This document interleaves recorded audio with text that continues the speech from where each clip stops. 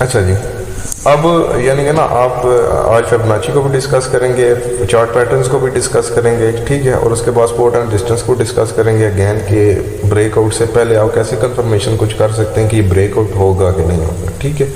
अब chart pattern और Fibonacci का जो था देखें कि अब ये आपके पास एक मार्केट जा रही है ना इस तरह, ठीक है, ये मार्केट ने अगेन एक स्ट्रक्चर डेवलप करना स्टार्ट कर दिया, ठीक है, ये इस तरह से, ठीक है। अब जब मार्केट नीचे से ऊपर की तरफ जा रही है ना और इस तरह का एक चैनल ड्रा कर रही है ऊपर से नीचे की तरफ, फर्स्ट ऑफ ऑल, ठीक है, इसको आप कहते हो बुलिश फ्लैग, ठीक है। इसका जो ब्रेकआउट होता है ना वो अक्सर आपका इस तरह ऊपर की तरफ होता है, ठीक है। इसकी जो आप कंफर्मेशन कर सकते हो ना, अगर तो मार्केट में बाय की ट्रेड आप ढूंढनी है, फिर फिबोनाची आपने अप्लाई करना है। फिबोनाची को ना आपने लास्ट लो से लेके ना ऊपर वाले चार्ट वाले हाई तक प्ले करना है इस तरह। और जब ये फिबोनाची के लेवल ने 0.5 और 0.6, ये जो फ्लैग है ना ये उन लेवल से ऊपर होना चाहिए। अगर ये उन लेवल से ऊपर है तो फिर आपके पास ये वैलिड है, अच्छी ट्रेड आपको देगा, आपके एसएल के चांसेस कम हो जाएंगे।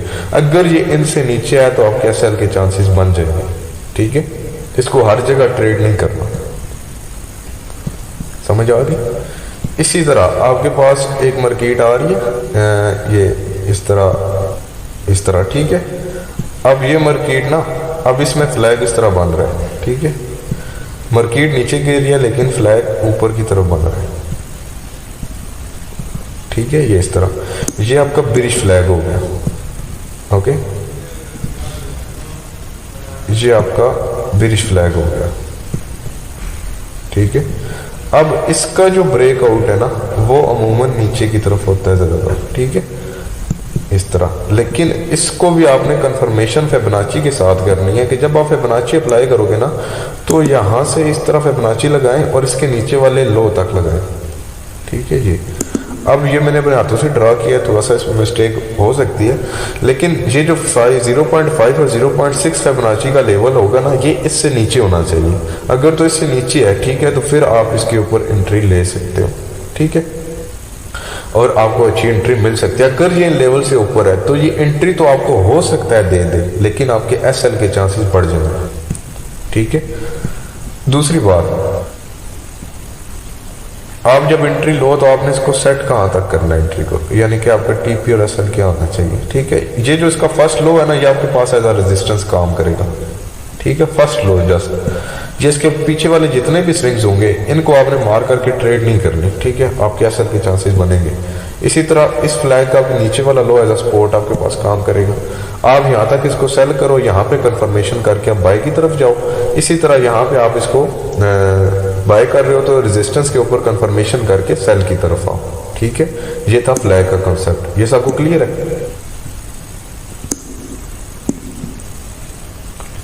जी। वॉइस कट हो रही है आपकी, सॉरी आपकी वॉइस कट हो रही है।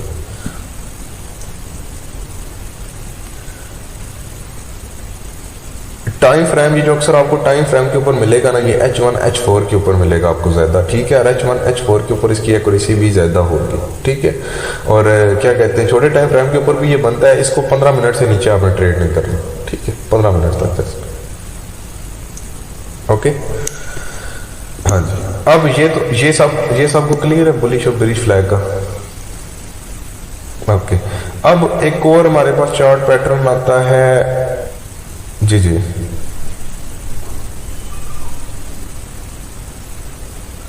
वो चलने देते हैं अभी, जरा इधर ही रहने दें। अच्छा, अब एक और चार्ट पैटर्न होता है आपके पास इस तरह करके, ये इस तरह, ठीक है, इस तरह, इसको कहते हैं डबल टॉप, ठीक है, इस वाले को ना डबल टॉप, ठीक है, ये पैटर्न जो है आपका। अब इसको जो ट्रेड करने का रूल है जो सिखाया जाता है या मार्केट के अंदर है परफेक्ट, ठीक है, कि आपने ना जहां से डबल टॉप या वी कंप्लीट होगा ना इसकी नेक लाइन को मार्क करना है इस तरह, ठीक है। आपने इसकी नेक लाइन को मार कर लिया। अब जब इस नीचे वाली सपोर्ट का ना ब्रेकआउट हो तो आपने सेल की तरफ आना है, ठीक है, इस पैटर्न की। लेकिन मैं कहता हूं कि इतना वेट करने की जरूरत ही नहीं, ठीक है। आपने क्या करना है कि जब ये पैटर्न मार्केट के अंदर बने ना, ये वाला, ठीक है, अब ये पैटर्न फर्स्ट ऑफ ऑल तो मार्केट के या चार्ट के टॉप के ऊपर बनना चाहिए, यानी कि चार्ट के हाई पे, ठीक है, लो पे नहीं। अगर लो पे बनेगा आप एंट्री लोगे तो आपको ऐसा लेट होगा, क्योंकि आपने सेल की तरफ आना है, और सेल की तरफ अगर लो से आप सेल की तरफ आओगे तो इसलिए आपका ऐसा हिट होगा।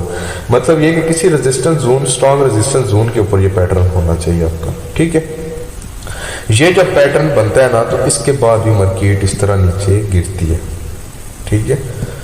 अब जब आप यहां से इसको ट्रेड करोगे ना इस वाले एरिया से, तो यहां से आपका एसएल हिट होने के चांसेस ज्यादा है। वो क्यों ज्यादा है? क्योंकि आपको ना ऑब्वियसली स्मार्ट मनी को पता होगा कि नेक लाइन के ब्रेकआउट के ऊपर इस बंदे ने ट्रेड एक्टिव की है, ठीक है।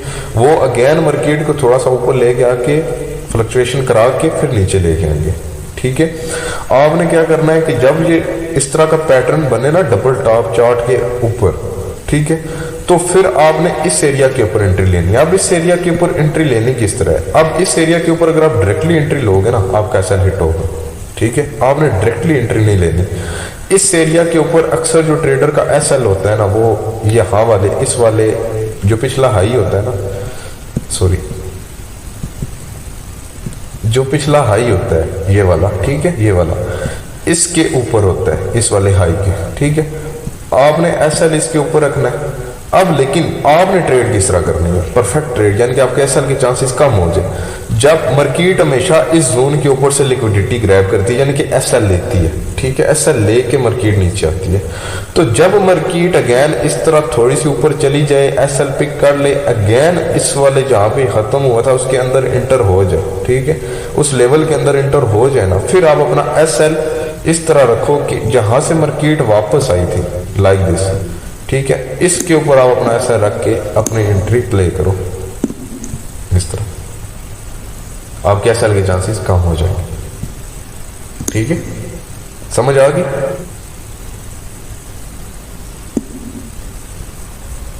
जी,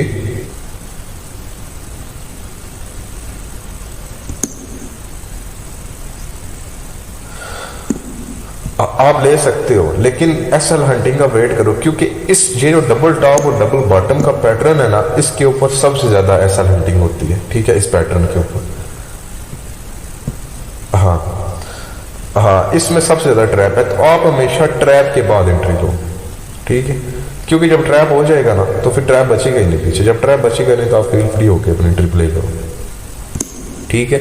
लेकिन ये, हाँ, दिखाऊंगा, ठीक है।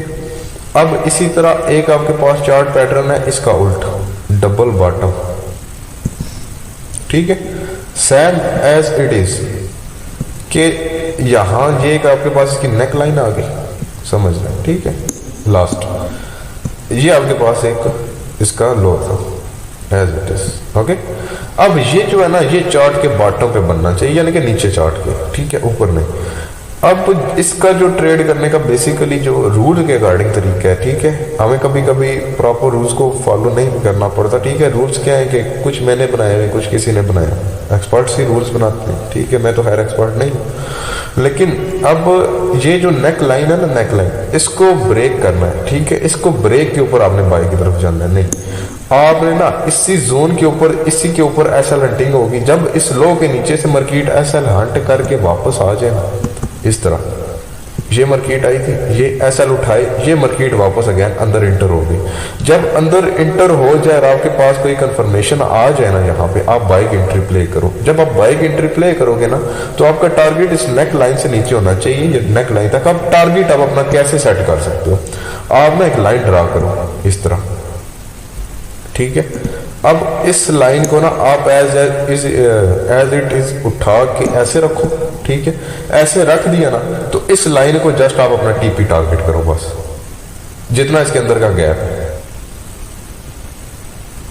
आपका टीपी हिट हो जाएगा। फालतू लालच नहीं करना, ठीक है। अगर तो होल्ड करना चाहते हो तो फिर आप ब्रेक इवन के साथ होल्ड कर सकते हो, उसको कुछ क्लोज करो, लेकिन इस नेक लाइन तक तो कम से कम होल्ड करो ना, उसके बाद आगे ब्रेक इवन के साथ लॉन्ग टर्म की तरफ जाओ। क्योंकि ये जो पैटर्न है ना, ये बड़े टाइम फ्रेम के ऊपर अगर बनता है लाइक H4 D1 के ऊपर, ठीक है, ये पूरा पूरा मार्केट का ट्रेंड चेंज कर देता है। समझ आ गई? हाँ, और इस पैटर्न का जो सबसे बड़ा बेनिफिट है, पैटर्न्स आपको पढ़ाने का मकसद जस्ट ये है कि इन फ्यूचर आपको इनके ऊपर ट्रेड्स करने की जरूरत नहीं पड़ेगी, ठीक है। जब मैं एडवांस लेवल पे जाऊंगा आपको ऐसे ऐसे तरीके बता दूंगा कि आपको ये देखने की भी जरूरत नहीं पड़ेगी। लेकिन जब आप देख लोगे ना इनको, आपको ये पता लग जाएगा कि यार इस तरह का ट्रेडर यहाँ पे एंटर होगा, मार्केट उनको ट्रैप करेगी, तो लिहाजा मैंने ट्रैप के बाद एंटर होना है जब ट्रैप हो जाए,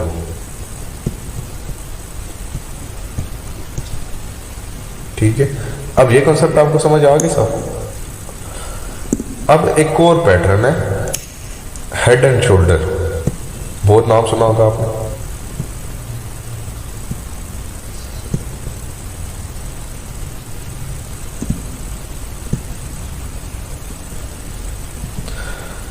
अब ये जो हेड एंड शोल्डर है, ठीक है, ये भी चार्ट के अगर हेड एंड शोल्डर बन रहा है ना, तो ये चार्ट के टॉप पे बनना चाहिए फर्स्ट ऑफ ऑल, ठीक है।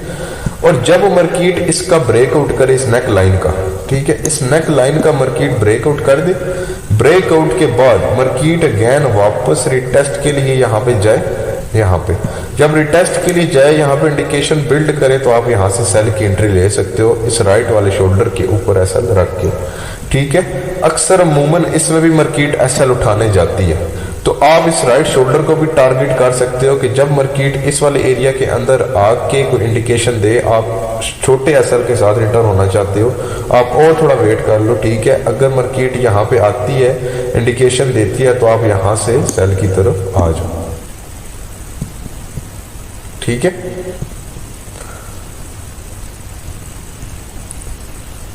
ओके हो गया। अब इसी तरह का एक पैटर्न है आपके पास, हेड एंड शोल्डर है ये, ठीक है। अब इनवर्स हेड एंड शोल्डर क्या है?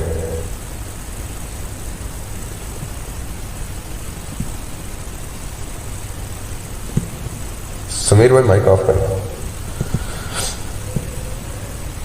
नहीं, जिसका ऑन है उसका ऑफ करते हैं, हटो।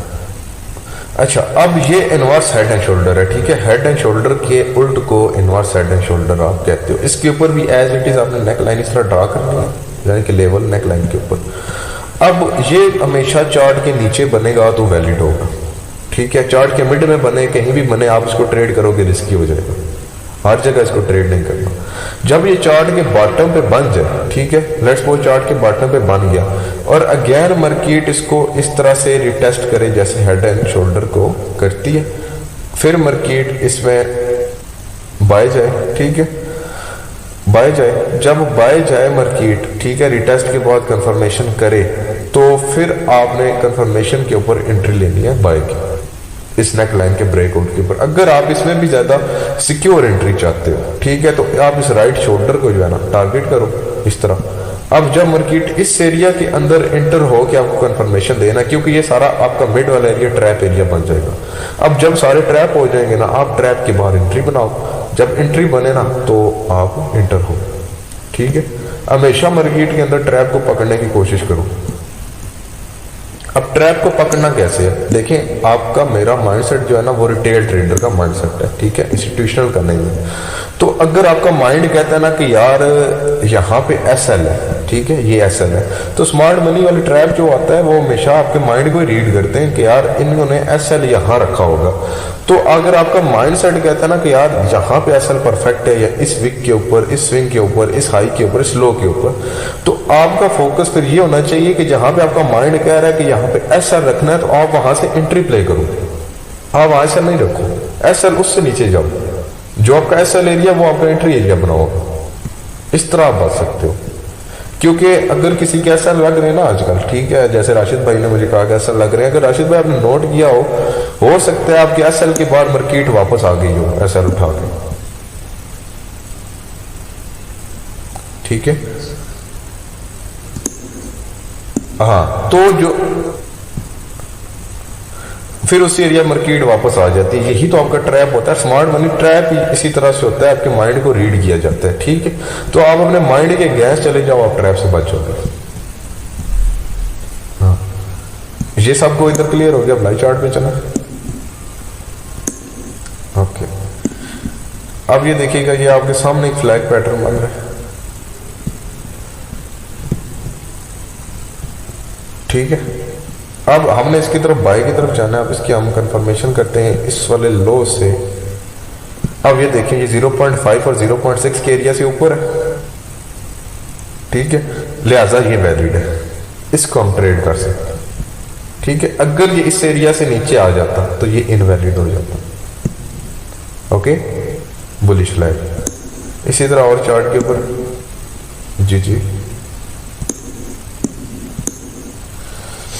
सेटिंग इसकी, ये आप जब इसके ऊपर क्लिक करते हो ना, इस तरह आपने लगाया, ये इस तरह का आपके पास एक बार शो होती है, ठीक है। ये इसकी इधर ऑप्शन है सेटिंग का, इधर जाके ना आप इसको ये स्क्रीनशॉट ले लें जिसमें लेना है, मैंने जो सेव की हुई है, ठीक है। आप सेव करके एज इट इज सेटिंग कर सकते हो।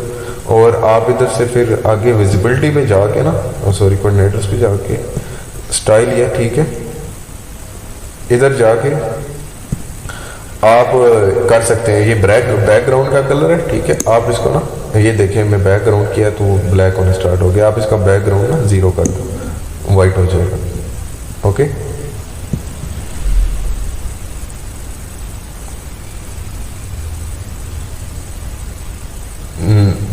ऊपर होना चाहिए बाई के लिए, या इस एरिया के ऊपर होना चाहिए, या इस एरिया में होना चाहिए, ठीक है। इससे नीचे नहीं होना चाहिए बाई के लिए, सेल के लिए इन एरिया से ऊपर नहीं होना चाहिए, ठीक है।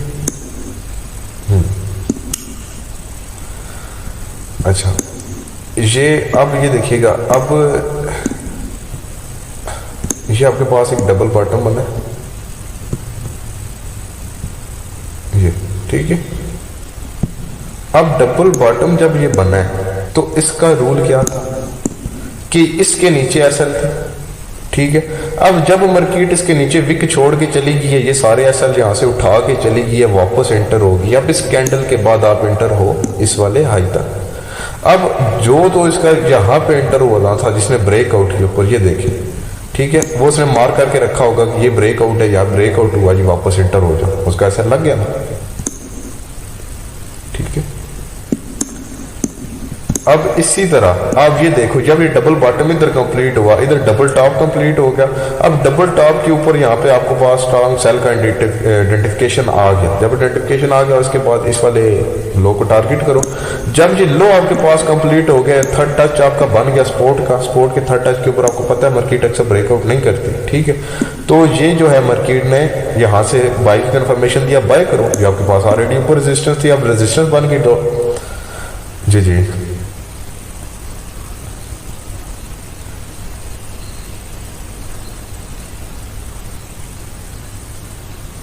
मार्केट है, कंट्रोल में नहीं होता। अक्सर इस तरह होता है, मार्केट पहले ऊपर नीचे हो जाती है कुछ पॉइंट्स की वजह से, तो उसकी हेयर होती है, ठीक है। वो अब मैं अगर आपको क्या समझाऊं इसका, इस तरह से देखो, अगर आपके पास स्पोर्ट है ना, अगर मार्केट उससे पहले ऊपर निकल गई, अक्सर इस तरह होता है, ठीक है, स्पोर्ट को रीच नहीं करती, लेकिन कुछ टाइम बाद जब मार्केट उस स्पोर्ट को रीच करती है ना, जो आपने मार्क की होती है, आप नोट करिएगा कि मार्केट उसको वैल्यू देती है। अब ये देखिएगा,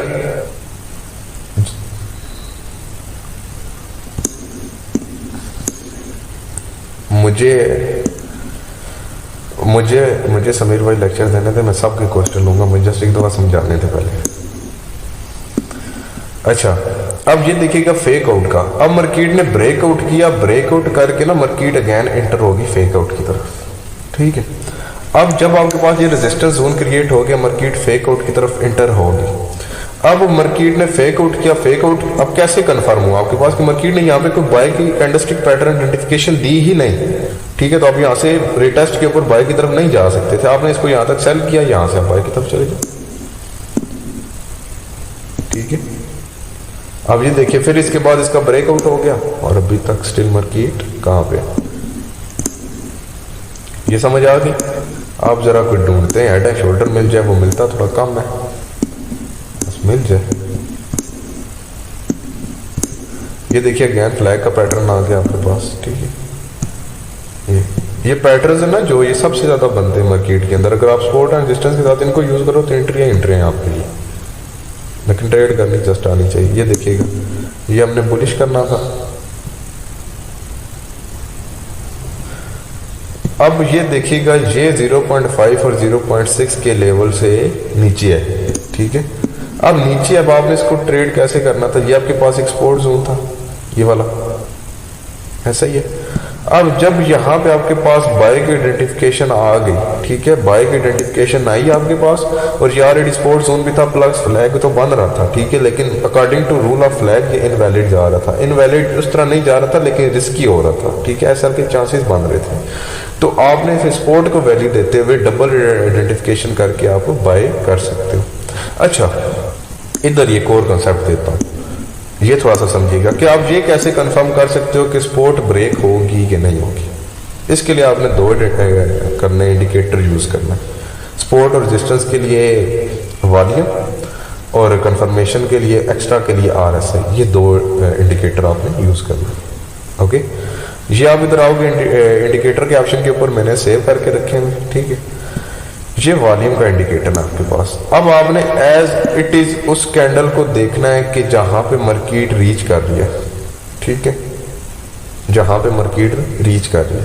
या छोड़े वॉल्यूम का एक कैंडल, ये आज नहीं देता, लेंथी हो जाएगा, आपको समझ नहीं आएगा, आज के लिए इतना ही काफी है, थिंक सो। ये इंशाल्लाह मैं कल आपको ज्ञान समझाऊंगा। अब कल इंशाल्लाह फिर मैं आपको RSI के साथ डिवर्जेंस समझाऊंगा, ठीक है, ये समझाऊंगा कि वैलिड है, इनवैलिड है, ब्रेकआउट होगा नहीं होगा, ठीक है, RSI के साथ क्या होता है। अब अगर शार्टी सा हिंट दे दो ना आपको, ये देखिएगा RSI लेट्स सपोज हम लगाएं अगर ये, ठीक है। अब RSI जो बंदा ट्रेड करता है, अब ये देखिए जब सपोर्ट लेवल के ऊपर मार्केट पहुंची और RSI भी अपने ऑलमोस्ट 30 के लेवल पे था, ठीक है, तो ये मैं ट्रिपल कंफर्मेशन हो रही थी कि हाँ यहाँ से मार्केट उठ सकती है, ठीक है। उसके बाद जब मार्केट ने कंफर्मेशन की तो अब इसलिए हम बाय की तरफ जा सकते थे। ये देखिए, अच्छा, अब मैंने एक और आपको कहा था कि जो फ्लैग का हाई होगा उसको आपने एज रेजिस्टेंस लेना है, ठीक है। सपोर्ट एंड रेजिस्टेंस के ऊपर अक्सर ऑब्वियसली होता है ट्रैप होता है, ठीक है।